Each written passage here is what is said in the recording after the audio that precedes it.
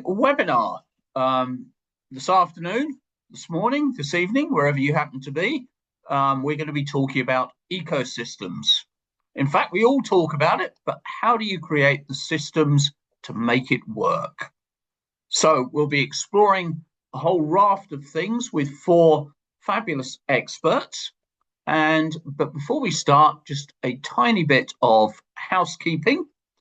So if we can move on to the next slide. A reminder that Partner TechX are the only place where you will be able to review all of the most amazing technology that's being developed to run our channel programs.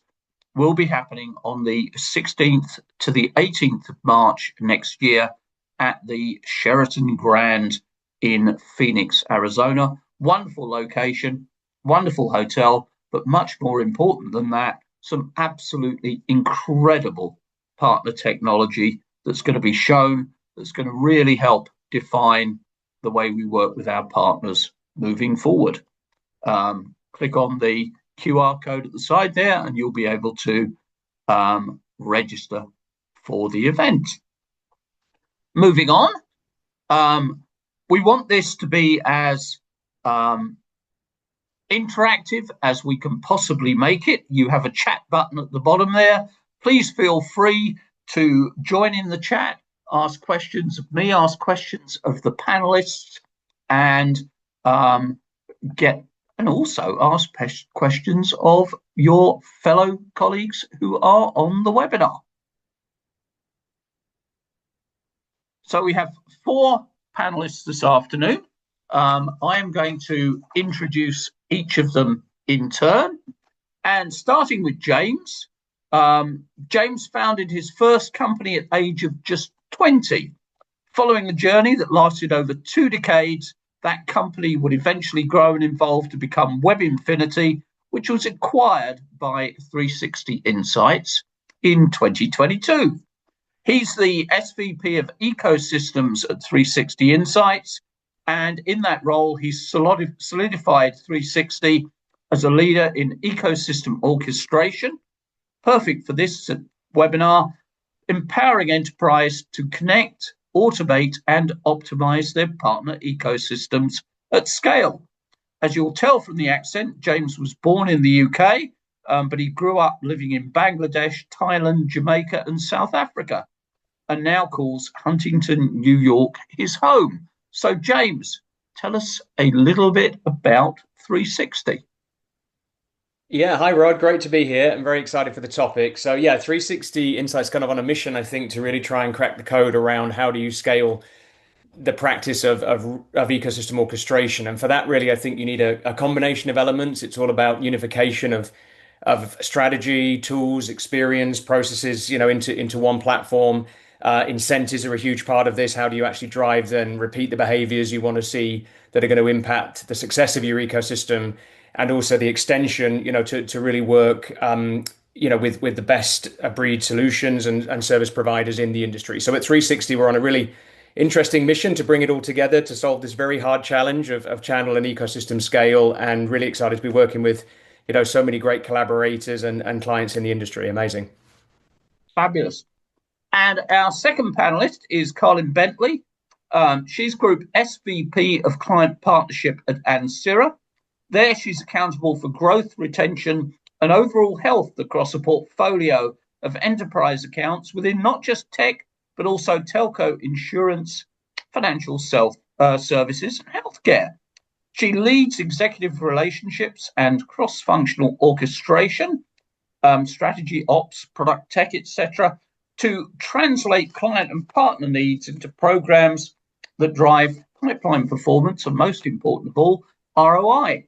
Her focus areas include channel and partner programs, incentives, MDF and campaign activation, and go-to-market accelerations. She's recognized for pragmatic, client-first leadership and accountable results. She lives in the city of Chicago with a husband and 2 daughters and enjoys traveling, cooking, and spending summers at the lake. Carlyn, tell us a little bit about Ansira.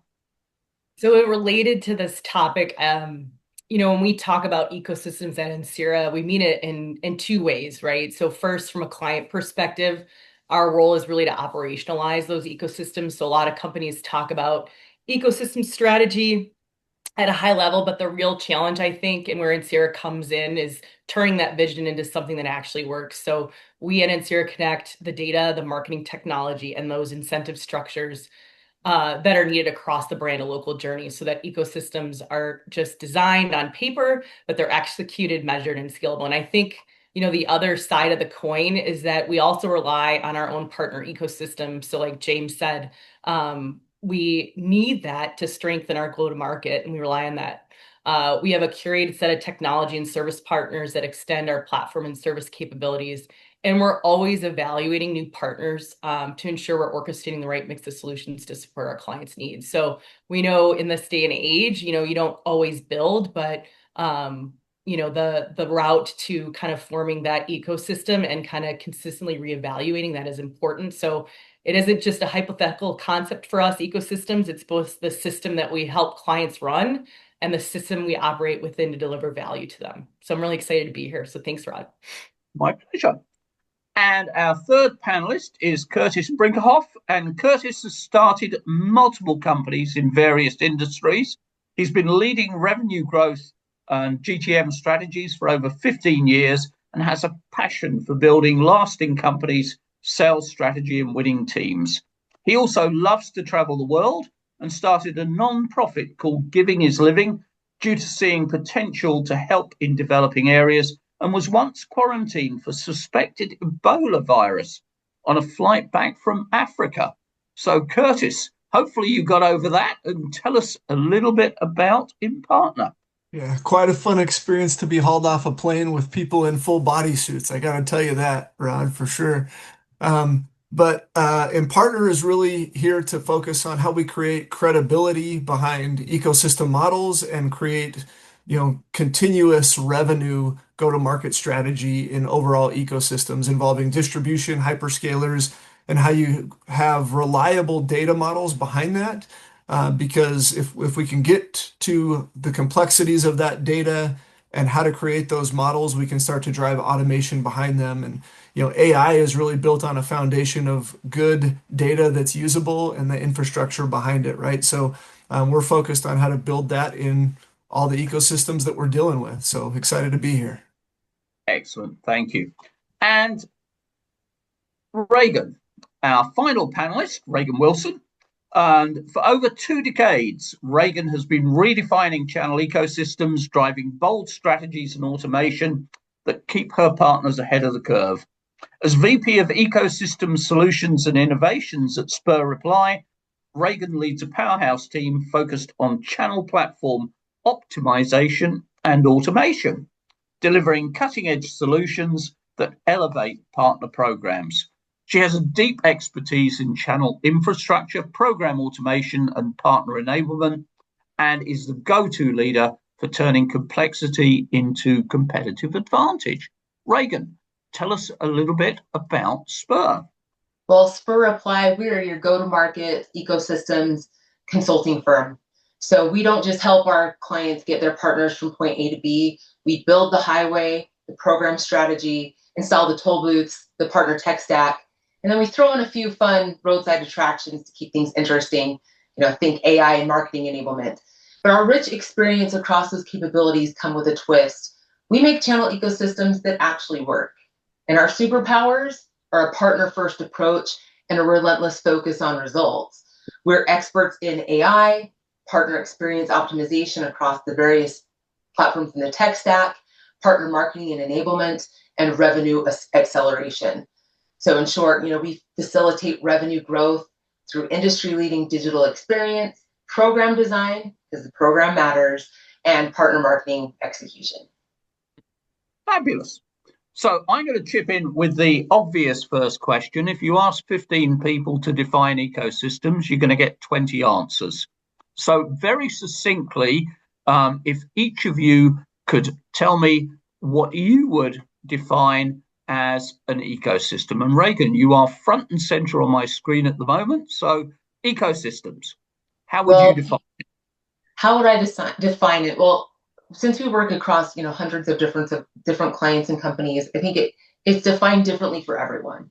So when we talk to our clients about their ecosystem, we're asking them, which players do you have? What are their go-to-market selling motions? Are they sales activities? Are they service activities? Are they building technology alongside you? Are they advising? Kind of bucketed into those 4 areas. So when we're defining an ecosystem, we're asking, who the people in your ecosystem. It could be all of those. You might have some variance in there as well, but your ecosystem is likely to be slightly different than maybe even your closest competitor, and that's okay. But it does matter to understand who you're working with, and then we think of it as having a maturity. Well, I think part of it is going back to the question of definition, and one of the viewpoints we take at 360 is actually the ecosystem is every single entity and individual who's connected to your organization. So if you're a owner of an ecosystem, our clients, they have employees, they have partners, they have influencers, there's, other ecosystems that interact with their ecosystem. So the question here is, you have the ecosystem that you've already built. How do you then prioritize how to strengthen and enhance your go-to-market by extending it in the right areas, right? So I think the first thing you've got to say is you're responsible for looking after all the constituents, and you've got to understand, how do the sellers now interact with the partners? How do partners interact with each other? All of it's connected. And I think the systems to support the ecosystem by definition now have to be connected. You shouldn't have partners in a PRM system, sellers in a sales enablement system. But in terms of defining who you should go after, this goes back, I think, to Reagan's point about what is your go-to-market strategy? What are your key strategic priorities in terms of growth, retention, etc., and how do you use the ecosystem you either have or can build to achieve those business goals? And it should all be centered around that motion. Fabulous. And Curtis, okay, you're part of my ecosystem, but I'm kind of looking at you and going, yeah. So what are the gives and the gets? How do you define what you need to give to your ecosystem partners and what you expect from them? And I understand that's going to be different for every type of ecosystem partner, but how do I assess that? How do I say, hey, this is what I'm giving you, this is what I expect in return? Yeah. Well, I think one of the key things in my mind, Rod, for that is to break ourselves away from the thought of, gift cards, incentives, or other spiffs or things like that, because those will come with success. But fluidity of business is what I think we really have to create in terms of how do we begin to drive the value proposition. The gives and the gets are mutual benefits for us to go to market together to create more opportunity and to think on how we actually serve, right? That definition of ecosystem is, how do we work together to create value? So what's the value that we're creating, and how are we going to enable fluidity of business? And then there's an expectation of how we collaborate, how we work together, and how we're going to share information. Because if we can't share information and we can't share data, it's very difficult to drive to the next level, which is successful outcomes, to go beyond that. So initially, in my mind, is looking at how do we overlap, how do we collaborate, how do we create that value proposition, and where are we going to share so that we can get to that next level. So that would be my entry point to begin with. Excellent. And Carlyn, we're dealing with very large organizations. They've got information all over the place. They've got fragmented partner systems, data silos. Part of building an ecosystem is pulling these things together. What's your advice? Where do you start, and how do you begin to make it all work? Yeah, I mean, I definitely think one of the biggest barriers to operationalizing ecosystems is definitely integration. So I think if you can kind of pinpoint those areas and where those can be successes, I think that's a starting point.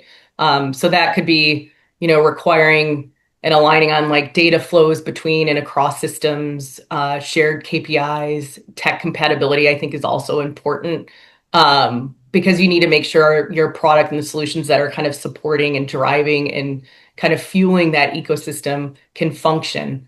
I think, from our perspective, we really focus on connecting like through channel incentives and MDF, as well as localized marketing execution. so that it's all kind of within a singular solution so that you can operationalize ecosystems at scale.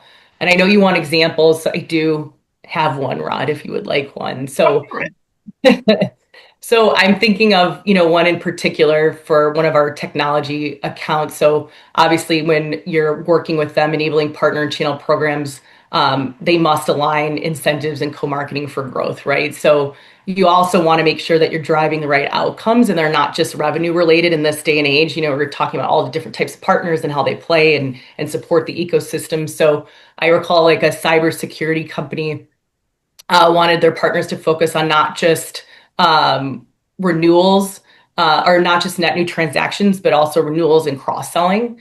So we basically built a layer on top of an existing program that includes spiffs tied to specific motions, so technical certifications, deal reg, things like that. And then we tiered those awards and aligned them to those various partner roles that we see within an ecosystem. So think about your resellers and your MSPs and your distributors. And then from there, we basically centralized all that claiming and the payout workflow into that single engine that was already kind of operationalizing the MDF program. And then, the outcome there was just incentives reinforced the ecosystem strategy and drove those behaviors that mattered most. So in addition to those revenue margin rebate type things, we also had these layers integrated within the existing program that really drove those outcomes and those behavior changes. Brilliant. Reagan, your group pulls a lot of this together. That means pulling multiple different departments in a customer together. What's your advice for someone who's trying to do this? How do you get all those people around the table agreeing what needs to be done and pulling it together? Well, it's funny you asked that. I had a conversation with a client just this week, and I said, we have to go from thinking about an us versus them. They were talking about different organizations within their company and start thinking about we internally. So it's really thinking about ecosystem support holistically as a we internally. And I mean, from a marketing standpoint, from a sales and operations standpoint, you name it, legal, everyone has to be rowing in the same direction. And one of the things that prevents that we see often is these different silos within an organization buying a bunch of technology that they want to use to support whatever initiative they have, instead of kind of going up a level and looking at that partner experience across the ecosystem holistically and working internally to solve that holistically for partners.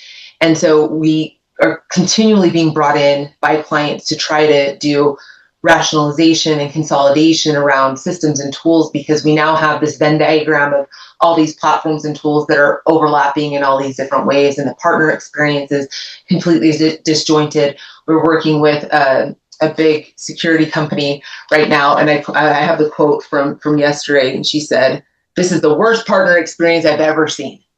And I mean, in going through it, I kind of have to agree. And you wouldn't expect that from this level of a company, but it comes from these silos internally, doing what they think is best to serve their need and not looking at the ecosystem holistically. And I think we have to be thinking about it holistically across those different motions and making sure we have all the right things in place, but not just doing things in our natural silos to try to solve our problems, because it becomes unruly, unmanageable, and so disjointed that you end up either doing a bunch of manual work internally to support it, or your partners just give up and go to someone else in the ecosystem that's easier to do business with. So if you look at the internal infrastructures you're dealing with at the companies, how do you pull that together? Do you need a very senior sponsor within the company saying, we have to make this happen? And typically, how do you bring that person on board? How do you identify who they are? That's a good question. I mean, where we're seeing the transformation happen is when someone new comes in and that maybe that channel chief seat, and they look at the kind of the mess that they've come into and they say, whoa, guys, we got to do better. Well, sometimes what helps them is having that independent third party. I mean, the fact that there's no politics when you bring in a consulting firm. We don't care We don't like marketing this person more than that person. And so sometimes we can flatten that noise internally and just talk about what's best based on our decades and decades of experience and hundreds of successful clients. And so that helps us, kind of get the internal minutia off the table and really get people rolling up their sleeves and kind of locking arms and saying, we're going to do this together. And I do think it starts with having some sort of internal sponsor that has some pull, some budget, and can make things happen. Excellent. And James, we're beginning to pull our internal team together. We've now got all these other ecosystem members who not only have diverse systems, but diverse maturity, diverse capabilities. What's your advice? How do we bring those people into our ecosystems? What do we try and do in terms of matching their and integrating their technology with ours? And where do we just go, hang on, this is as far as we can go here? Yeah, so I think, again, it comes back to the context. So again, we established earlier, if you're responsible for an ecosystem and you're an orchestrator of that ecosystem, you have to have a center to it, I think, right? So whilst there's a lot of opportunity to collaborate with others, if you are the owner of the ecosystem, it's on you to do an effective job of orchestrating the success and the scale of it.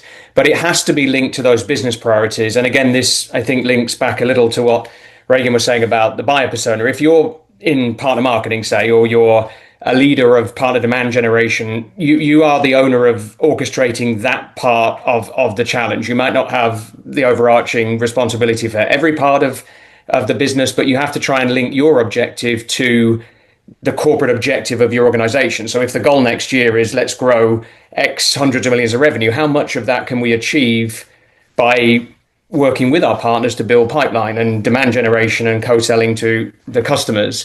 So I think when it comes to the question you asked about systems, you then have to think about systems through that lens, right? Because there are best of breed architectures and platforms in the industry that can help with, for example, that particular partner sourced revenue objective. So you have, leaders like Crossbeam who do network data mapping. You have leaders like Structured who do AI personalization of marketing and demand generation assets. And, you have leaders like 360 who do incentives to drive that behavior.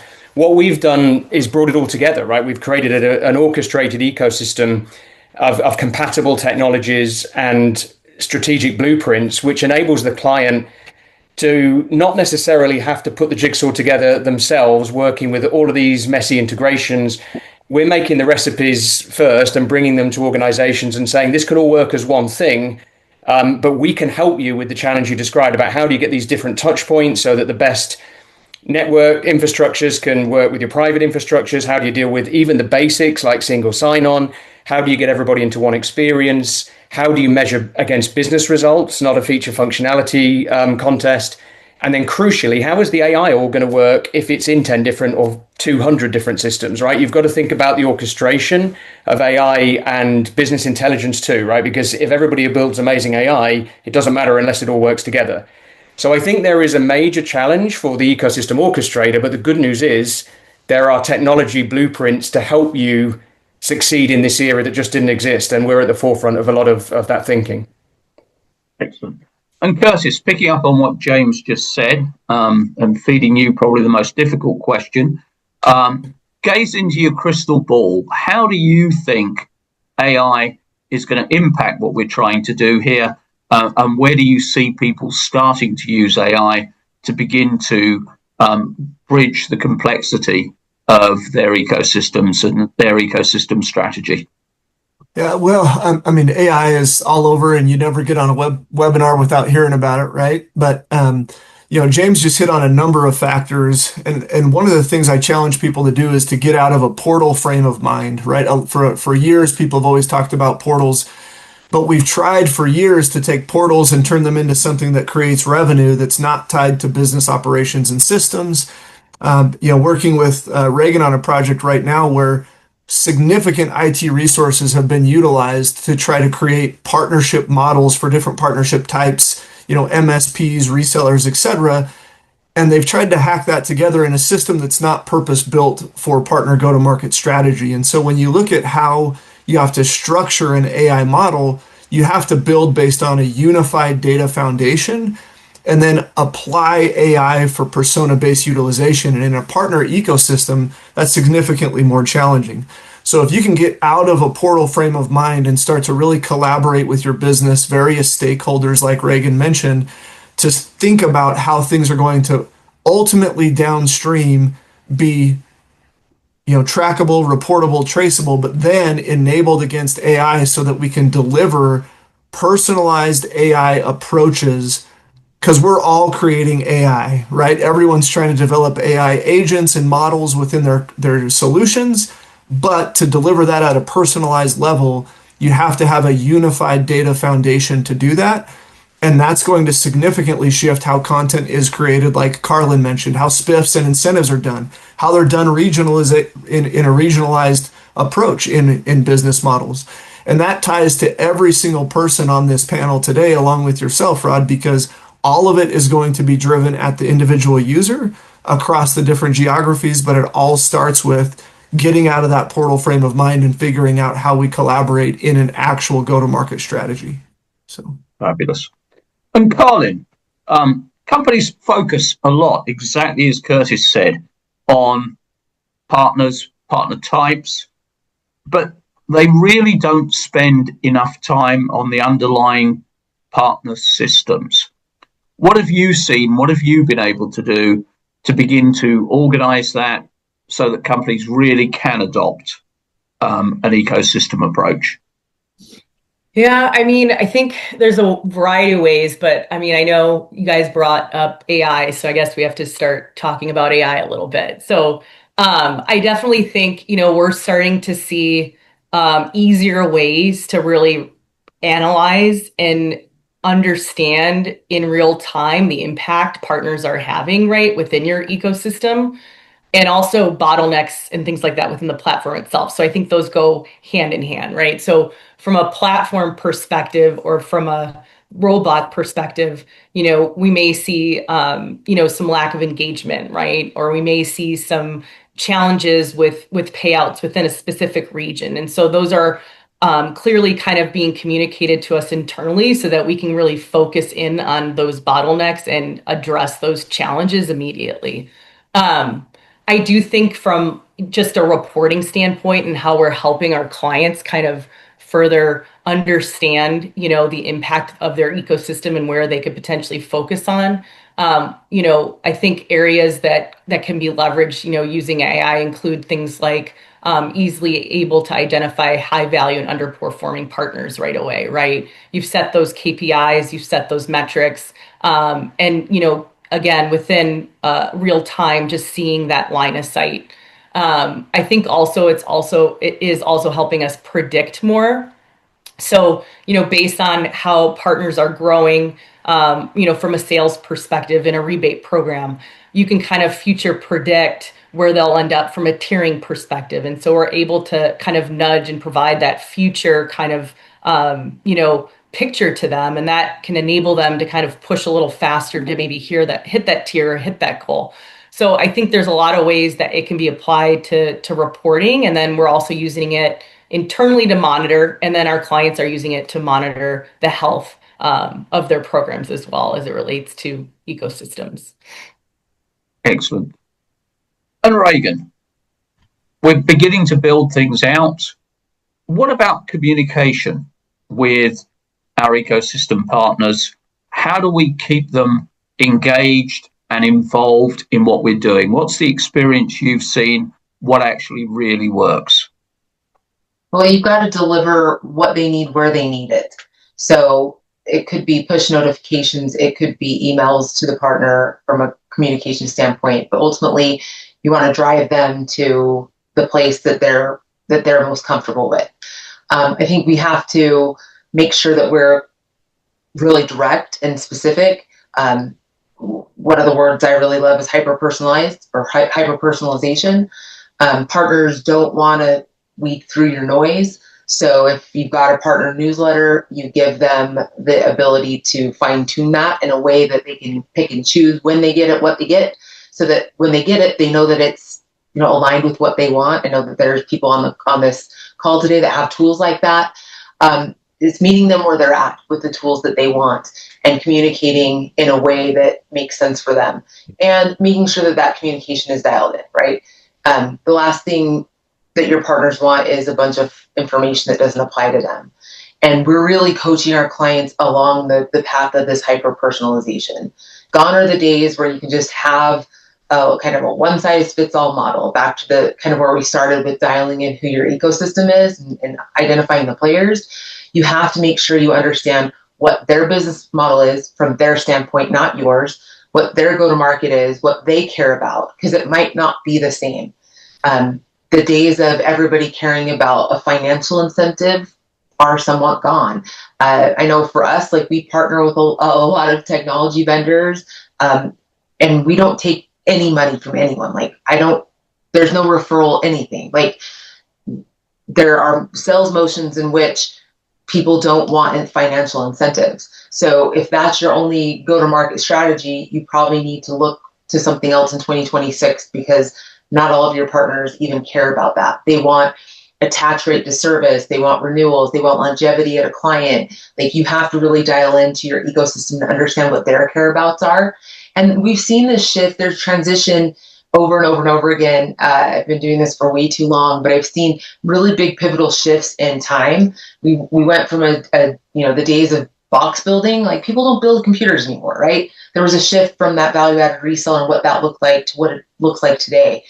So you've got to be dialing in your programs and then automating along those lines of the programs to meet the partners where they are in the world that they live in, and aligning those incentives and the communication plan with where partners are. Excellent. And James, had a great question coming in from Matthew. I know Curtis mentioned a unified data platform, but are we seeing individual platforms or companies build their AI agents and solutions with more open protocols to help drive insights across the stack versus just an agent that operates exclusively within their platform? So, James, any thoughts on that one? Yeah, absolutely. This is really interesting territory, because I've lived in this world of personalization and cross-functional application design for a long time, right? It was a passion of why I started the company Web Infinity. And a lot of it's about complexity of supply and demand. How do you take an individual who has very specific needs, there's governance around that person, what they can and can't do, what they're interested in, etc. And then you have all of the supply to that demand, which is all the tools, the applications, the data sources, the content. The methodology to manage all of that at scale is extremely complex, and it takes very deep automation technology. One of the challenges in the previous era was it also takes a lot of manual effort, right? Because you have to tag and put a lot of intelligence around content. You have to create a lot of permissions around systems. So the first thing we've seen with AI, and I'm going to use AI orchestration as the word, is a lot of the manual stuff is going away very fast, right? Because you can suddenly start to index and understand and characterize content and systems in a way which wasn't possible. But you still have to live, particularly in the next 2 to 3 years, in the hybrid model of transactional systems that have a lot of structure combined with fluid AI and generative systems, which have not that much structure, but have a lot of challenges around guardrails and how is it going to work around where it gets the data. So there are companies that are starting to help build the new infrastructures to help drive the augmentation of AI. I would look at ServiceNow as a prime example of this, and I would think one of the things that's interesting there is that they're not trying to build the LLMs. They're looking at the orchestration of multiple LLMs, agents that can work together. So, for example, a personalization capability like ours, that works beautifully with an AI orchestration capability that can truly understand the context of the AI conversations, and crucially, the data governance and security around what it can and can't do. Because one of the biggest problems everyone's having with B2B AI is not the potential, it's the execution, right? How do I really get this out, make it work, and deliver it securely? How are you going to get that through an IT